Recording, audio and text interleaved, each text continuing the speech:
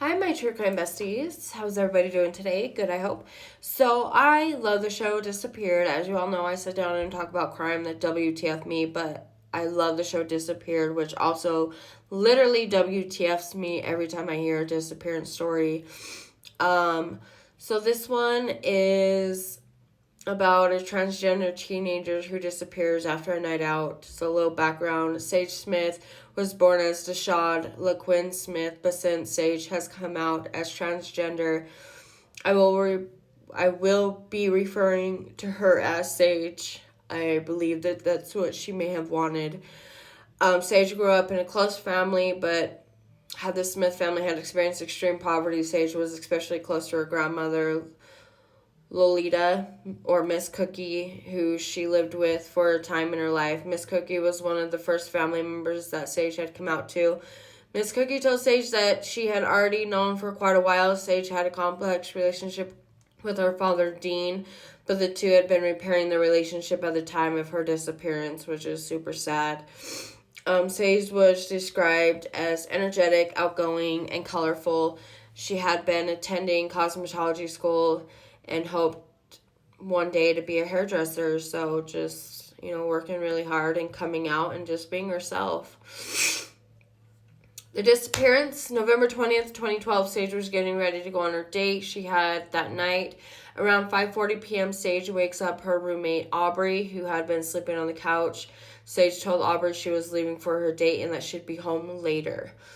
The next day, Aubrey discovered that Sage wasn't home. She tried calling her, but there was no answer. Aubrey contacted Miss Cookie, her grandmother, about Sage's disappearance. Miss Cookie said that was Sage not answering was unlikely, and Sage was literally glued to her cell phone. Like, that girl would bring a charger anywhere. Miss Cookie told Aubrey to call police.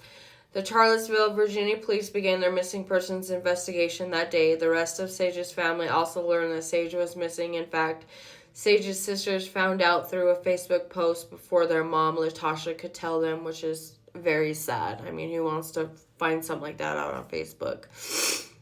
The police subpoenaed Sage's phone records as well, but due to protocol, it took a while for them to get them. Sage's family did their own investigation. They were able to guess the password to her phone and get into her phone records. And the last call Sage had made before she disappeared was to an out-of-state number, but that nobody knew. So her father, Dean, posted the number to Facebook and asked anyone if they who the number belonged to. A friend of Sage's named Yami Ortiz sent Dean a message on Facebook and said she knew who the number belonged to.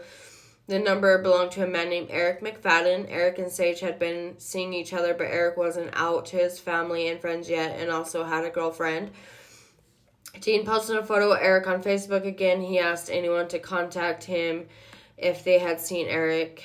Police received a phone call from Eric's girlfriend, Esther Ivini. Esther asked the police if they could do a welfare check on Eric as he was missing. Esther said she was out of town for Thanksgiving and she'd been trying to call Eric all day, but he was not answering. So November 24th, there was no answer from Eric.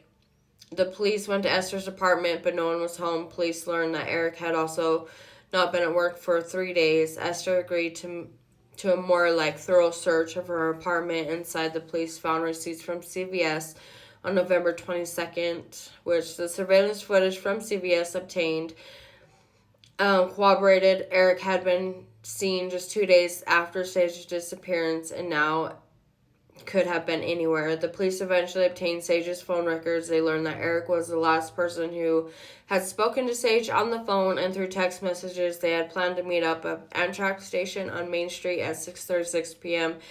Eric asked Sage where she was. Eric even told her that he would wait 5 more minutes and then he'd be leaving. When Sage didn't show up, Eric was leaving because she stood him up, according to the messages. I'm leaving if you don't show. And then he was really upset that, she stood him up. The police obtained warrants for Eric's computer, bank records, and social media accounts. Nothing was found. There wasn't any information about Eric's whereabouts until November 27th. Eric contacted the police himself and said he was in New York because he always wanted to go.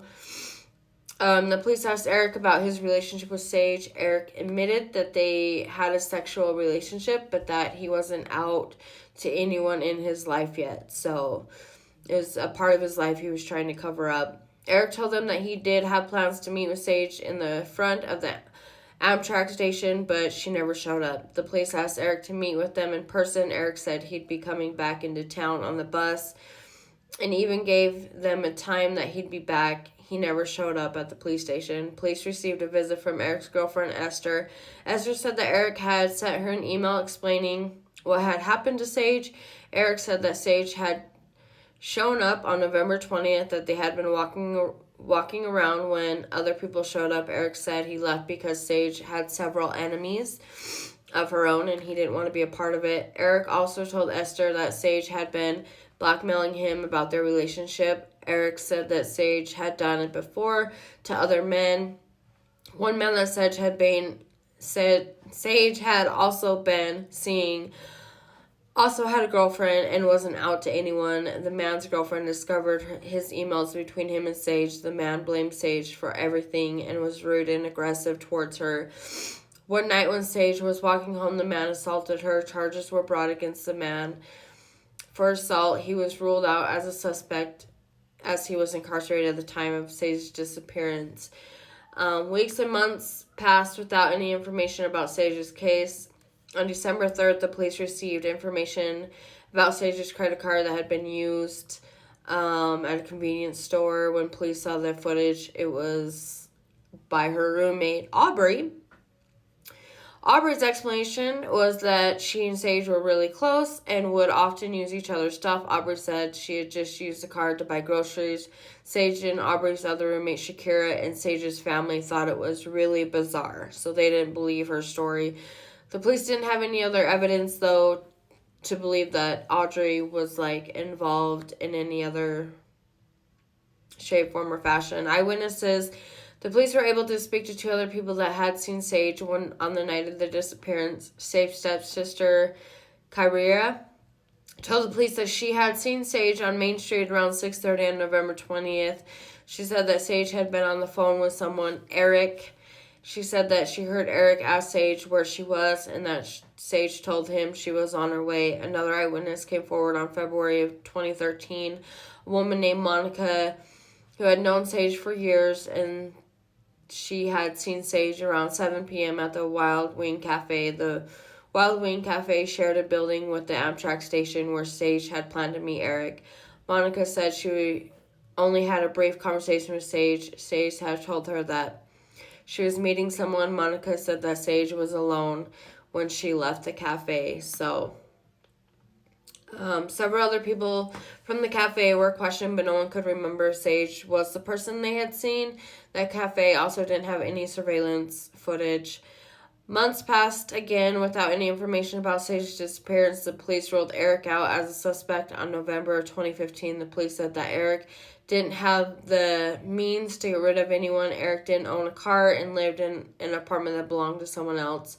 January 2016, the police received a call that there was a sighting of Sage in Chiquita, Virginia, about 300 miles from Charlottesville. The woman wasn't Sage, but her roommate, Shakira. Shakira revealed to the police that Aubrey hadn't been telling them everything. Shakira said that she found Aubrey's behavior odd after Sage disappeared. Aubrey had been using Sage's things like her credit card and her hair.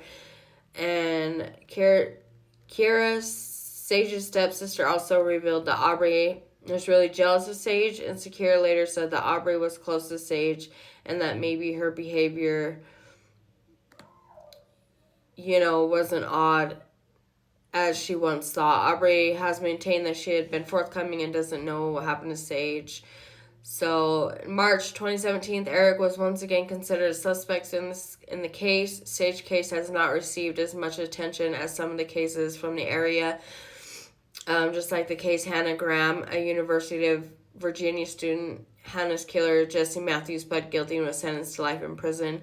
So not much coverage on this, so I wanted to get it out, speak of it, get her name and face out there, and be aware that, we're all the same, and everyone deserves their story heard. So like and subscribe for more.